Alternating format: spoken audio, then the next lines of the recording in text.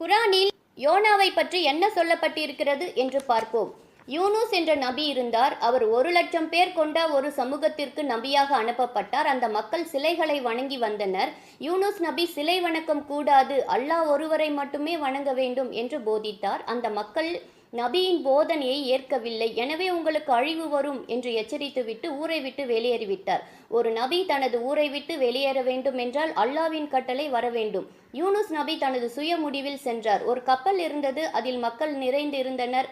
இவர் போய் அந்த கப்பலில் ஏறிக்கொண்டார். கப்பல் பயணித்தது. இடைநடுவில் கப்பலில் அலைமோத ஆரம்பித்தது. இவ்வாறு ஆபத்து வந்ததால் கப்பலில் உள்ளவர்களின் பெயரை எழுதி சீட்டு குலுக்கி யாருடைய பெயர் வருகிறதோ அவரை கடலில் குதிக்க சொல்வது அவர்களின் மரபு ஆகும். இந்த அடிப்படையில் சீட்டு குலுக்கிய போது யூனுஸ் நபியின் பெயர் தான் வந்தது. அவர் கடலில் குதித்தார். அப்பொழுது அந்த அதிசயம் நிகழ்ந்தது. மிகப்பெரிய பிரம்மாண்டமான ஒரு மீன் யூனுஸ் நபியை விழுங்கி கொண்டது.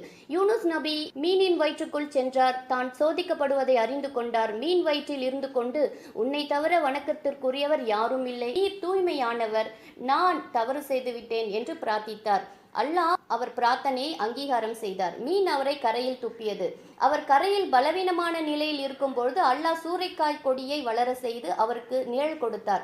யூனுஸ் நபியின் மக்கள் வேதனையின் அடையாளத்தை கண்டு அல்லாவிடம் மன்னிப்பு கேட்டனர். யூனுஸ் நபியும் சோதனையிலிருந்து மீண்டு கொண்டார் என்ற குறிப்பு அல் குரான் 37 139 முதல் 148 வரை மற்றும் அல் குரான் 68 48 முதல் 50 வரை மற்றும் அல் குரான் 21 87 முதல் 88 வரை யூனுஸ் நபியை பற்றி நீங்கள் பார்க்கலாம். இச்செய்தியில் உள்ள குறிப்பு பரிசுத்த வேதாகமத்தில் யோனா புஸ்தகத்தில் நீங்கள் பார்க்க முடியும்.